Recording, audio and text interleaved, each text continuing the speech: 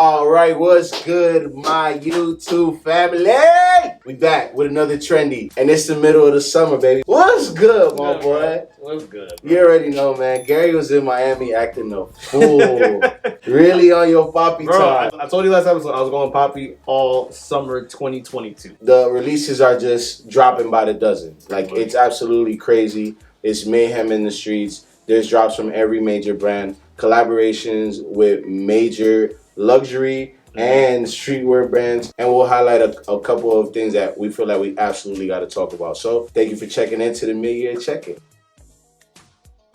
So, of course, starting with some footwear, the sandals, the Crocs, the slides all came into play during the summertime. Like I said last time, when it comes to the pandemic, people weren't really rocking shoes like that because they was at home chilling. Yeah. So when we started to come outside, what happened? We still kind of bringing those house shoes onto the beach or to the mall. It don't even matter. I never thought I'd wear these on a set ever. Here we are. Here we are, bro. But then again, when you get them for the free tail, it changes your mind quick. Retail plus comfort equals indubitably. So I got on the Onyx foam runners that came out. Got it for the retail. I love it. One of my main things I was scared about buying this shoe is if they were going to be good to drive in. Right. Like, they're very comfortable to drive in, so I'm happy. What'd you hit on? Oh, the Adidas Confirm app, surprisingly. Oh, wow. Those are rare. Those are rare. I'm not going to hold you. You're one of the few people that have actually heard get a dub on there. I hit 2 Ws. I hit on these, and then I hit a Wave Runner. Of course, you got to flex. In the same season. From an impossible app, I got to flex.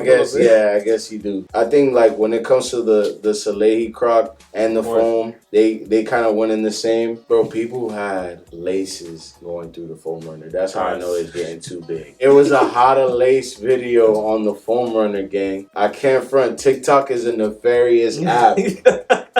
TikTok is wicked, kid, because I could not believe that this type of sorcery is happening out there. As an honorable mention, as like the comfortable, cozy footwear, the Birkenstocks have entered the list too as one of the most popular footwear that's come out in 2022 as well. It's OD. It's like if you see a pair of Bostons, there is gonna be an iced coffee within the vicinity. 1,000%. Possibly a Kango hat.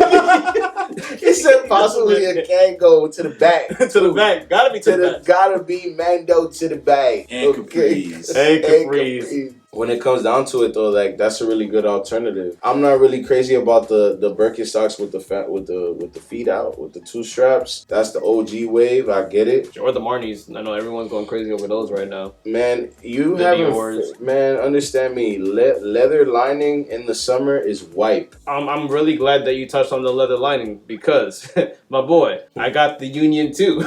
My feet are warm. Warm. Hey, but that shoe, they came with the quality, so you know that's usually that's something that goes with it. I mean, speaking of 2s, the Amamanier 2, that was a good one. Definitely a really good shoe that came out, and we're only in July. When did it come out? I don't remember that sneaker actually coming out, or did it just fly under my radar? Nah, it was under the radar because it had a release on AMM website and on sneakers. Oh man, so get into some of like the sleeper GRs. Well, then again, what the hell is a GR nowadays? Everything is selling out if it's not for retail. If you try to buy it at like at your local reseller shop, they sell it for 100, 150 on top. Even if the shoe like took a little minute to sell out, it's disgusting. It don't matter if you got plethora pairs or 100,000 pairs. You paying the mother loving fine on some shit that even if you don't even get your size, bro. My boy Dave, he hit retail on some foams. Didn't get his size. Understand that there is no more size swap for the free ski. Immediate dub right on top. 50 bones!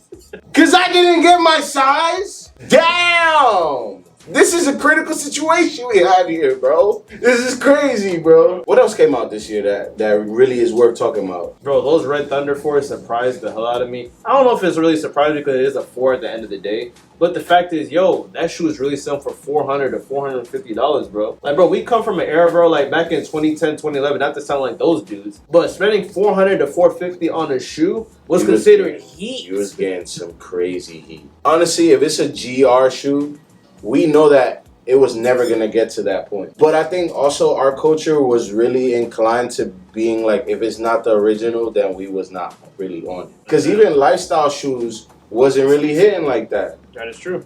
Like the initial reaction to lifestyle colorways, like a Mocha 3, for example, Do the right things, or Do the Right Thing, or Forest Green 4, or like those face box shoes, or those like they're like the half and half, the silver box with the half black, half silver. All those shoes were kind of like on the fence for a lot of people. So they are doing the number. I feel like this is a shoe that does deserve it, bro. It's two colors. Even the Jumpman being white was super clean. Little things like that. The black was actually nice, like real dark. The red is like a real like varsity type of red. Literally the other 4 that dropped that I cared about, I was actually really hot. I didn't get for the free toe was the white and black the military 4, bro. I told everyone, bro, that was gonna be a strong shoe for the summer, bro. Resale prices, bro, $300 to $350. I'm like, bro, I cannot do it on for a shoe GR, that bro. came out in like full family sizing. Full family sizing, and the thing that pisses me off is that stores were getting them. But the thing is, when there's word that a sneaker is being restocked in certain locations, stores just stop answering their phone. Right. And the leather is really good. Like the materials on it is really good. But I'm really mad I didn't get it. That's why we're talking about it though, because I mean, at the end of the day, this is gonna sound like us being salty. We don't have some of these pickups, but we're talking about them because they were notable releases this year. And I mean, we're being flooded even with oldies, like that Green Bean 5 that came out. Good joint. And another good oldie is the Midnight Navy Jordan 6. Bro, fire. Shout out to Digital Dave because that is premium quality on that sneaker. Yeah, if you want to get a closer look at that, make sure you check out Dave's pickups. We're going to drop you a link to where you can get a more in-depth look at the shoe. I personally got to hold the shoe, and I was happy with it. I was very happy with it. It felt like something that was coming out in that era that I just talked about, like that early 2000. I get why that shoe is not going to move as fast. Like a 6 is very like athletic, footwear oriented. Like it feels like a shoe that you should be wearing on the court. And even to take a break from like Nike and Jordan, New Balance is always going to be in the mix now because, bro, they just been literally killing the game. A lot of New Balances came out, but the one that really stuck out to me was honestly like not even no bias, just Joe Freshgoods. Like that. We talk about them a lot on here, but man, yeah, the 9060, bro, or the 9060, however you want to say it, bro. Like that shoe really like it stood out. And when I first saw the model, I'm like, I don't know how this is gonna work. But then again, it's like when people wearing the baggy pant, especially the color palette that he used, bro. He just literally on that run where so anything he's putting out, bro, is just turning to gold. Yeah, I'm glad you mentioned the color palette too, because I feel like that was a very good palette to introduce the shoe. The way that he distributed the colors, it highlights the different, I guess, tech on the shoe almost. Like what I'm really thinking about is like the sole, how it's different versus the mud guard, how it's a different color versus the panels on the inside. So just the distribution of colors is like fire, like really fire. It was a very good introduction to a new silhouette by New Balance. What the hell would sneakers would be if Travis Scott was nowhere in the mix? At least now, right? Yeah, at least now. At least now, because I mean, you can't go after that 4 came out. It's like you can't go 20 minutes without bringing up one of those shoes. Bro, sneaker blogs is like, I feel like every other month we see a new Travis leak of something. As far as like you guys seen, like I call it the canceled collection because they finally put it out. They dropped the Air Trainer 1, but the Air Maxes. The Air Maxes I think people kind of cared a little bit more about. Well, in my opinion, the reason why I thought I was gonna like, because everyone knows I'm a big Travis Scott fan, damn near stan. My gripe with the Air Max 1 is it looks a little too baseball-ish for me. And coming from the baseball guy, how do you feel about that shoe? Understand me that they gave a lot of context when they had a whole celebrity softball game. Yeah, that is true. Cactus Jack and them boys was out there in the full jersey, my boy. Understand that as a cleat. This is like top tier. You better be dropping the motherfucking bomb. I have been high on the shoe since we started getting looks of it, just because I felt like the red on khaki on 10 was just gonna hit. And what did I say? Because word to what Gary be checking on StockX, the numbers are there. Fact. And they don't lie. That's a fact. The shoe is a hit. Oh! Yeah, come on, we can't have me fumbling. I guess it's just like when I look at that shoe, the first thing I'm not looking at is style. I'm looking as like performance. So actually get into some of the big guns. One of the most overrated drops. Instagram tried really hard to persuade me on this shoe. Trench Talk tried to persuade me on this shoe. The new Tom Sachs shoe is a hate. I need to hear this out. With this shoe, bro, it's like, I understand, like, Tom Sachs' name is on this shoe, and I'm not even trying to make that argument just because Tom Sachs is on it. That's why people are fucking with it.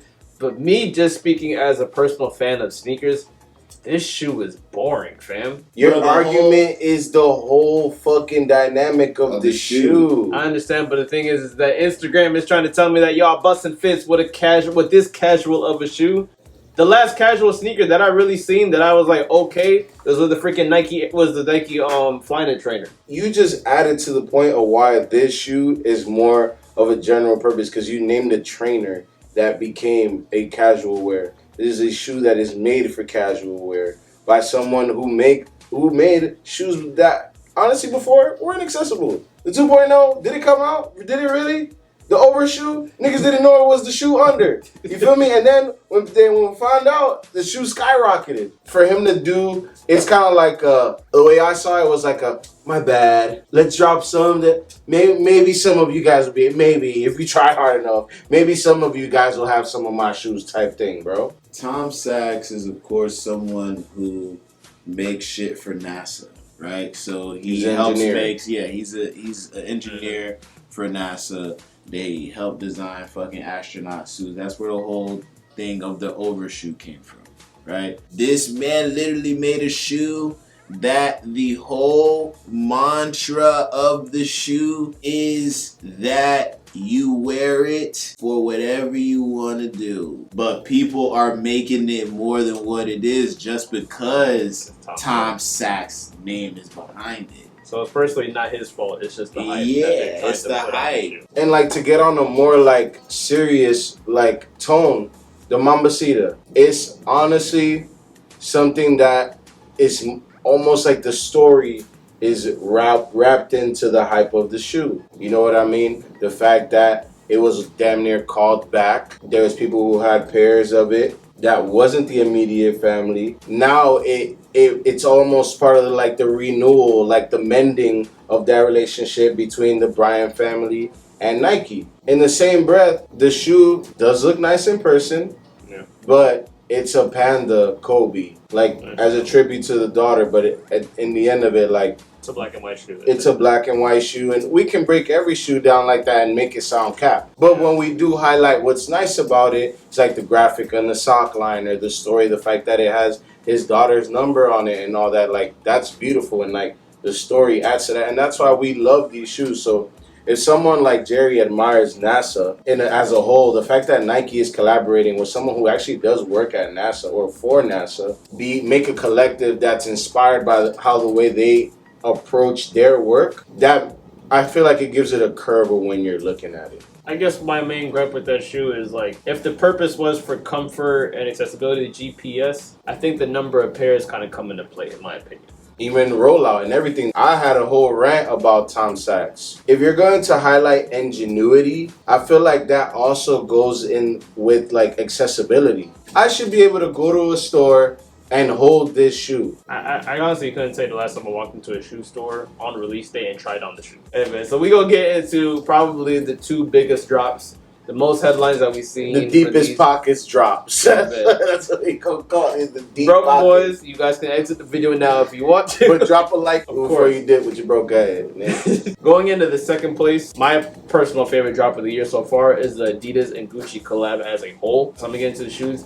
Those Gazelles, I'm going to tell you right now, I was never really a big fan of the Gazelle model, just off the fact that the tongue, I don't understand, it's a low-cut shoe and the tongue goes to your shin. Never understood that. The fact that when I saw this shoe and all the crazy colorways that was put in together, I'm like, yo, this is freaking fire. I never really seen something like this. I was actually scared that when I heard Adidas and Gucci, I'm like, fuck, this could kind of come off as bootleggish, but they executed it perfectly well. It's super clean. I love the clothes, that monogram. Looks super dope. How they were able to mix in the Adidas logo with Gucci. It actually looks pretty good. And when you think about it, in hindsight, you try to put this together and you're like, ooh, this is hard to be cap. It don't sound good on paper, but it clearly came out great. Shout out to their design team because they did a flawless job. The Gazelle is very Euro, is very soccer, indoor soccer influence. That pink colorway. Honestly, when you can collaborate and be like two major brands and do well, it's something that you have to just applaud because it's difficult. I'm not gonna lie, I still have nightmares about that, about the triple S Adidas. Oh my gosh. Probably I fuck with it, bro. I know Jerry likes it. I fuck with it, bro. I still have nightmares about that shit. Triple S should just be abolished as a sneaker at whole, bro. But of course, we got to get into the number one biggest shoe release, biggest shoe collection, the most hype we've seen on every sneaker blog possible. All of our favorite celebrities probably own a pair now. The Nike Air Force One and Louis Vuitton Virgil collab. Fire. Absolute fire. I mean, bro, I got the chance to go to a Virgil exhibit when I was up in New York last month. Seeing these shoes up in person, seeing the material, seeing the damier print on the Air Force One, bro, it was a thing of literally beauty, bro. It's honestly hard for me to pick a favorite because I really like the embossed white pair with the gold lettering, but the black pair with the suede emboss is just as good. Then there's the damier print with the two-tone, with the light damier, with the brown and oh man, like Eric Emanuel, funny enough, has the green pair. Boys dropping a bag on them dangs, my boy got down. But honestly, if you got it, go ahead, fam, because that shoe, for me, that's like one of the best. That's probably one of the best Air Forces ever, bro. If they told us 10 years ago Nike is doing a collab with the Air Force One Louis Vuitton, we're like, oh, I would have Triple A spit. Oh, what? We're in a world where everything is up for grabs, where you got brands like Gallery Department to mix into where it's expensive streetwear. So we have Virgil to thank for that. For sure. That's a fact. And if I had to give my favorite colorway of the drop, that white and blue pair. The white and blue is very bro, nice, that is bro. Literally perfect. Yeah. The shade of blue, the monogram, the embossed monogram, like, yo. It was just masterful work, and I'm glad we get to enjoy it, you know, even if it's from afar, because I've been in footwear now for over 10 years, you know, so like seeing it get to this big of a stage is like a dub for everybody, you know, because it would have been cool for it to be underground, and yeah, I could have everything I want affordable at an affordable price. And yeah, when I go places, people always say, "Oh, you're the one with a lot of shoes." The fact that it's grown, I would rather these circumstances than pretty much anything else. We're in the midst of it. It's July 2022. All the brands is in the mix. We're getting ready for the last quarter of the year. All I'm saying is I'm very excited for all the sneakers that's come out. All I know is I've been checking the sneakers app. I've been checking the Adidas app. I've just been checking on Soul Links on Twitter damn near every week. Shout out Soul Links. You dropped a gem on them boys. We might have to take that one out. You might have to get that out. But if you're going to drop it, if you're going to do Soul Links, turn the post noties on. Because understand me, you going to hit. Bro, I've caught 3 in the morning dubs off Soul Links. Nah, Soul Links that's an old school Twitter dub right there, my boy. This is a mid-year check-in from Trendy. It's your boy Sean Cozy. It's your boy Gary Trust, one half of the These Are the Aesthetics podcast as well. Make sure you guys hit a like, comment, sub to the channel. Make sure to show your support if you do enjoy this. We got to finesse the algorithm so we populate, baby. Thank you for watching. Gang.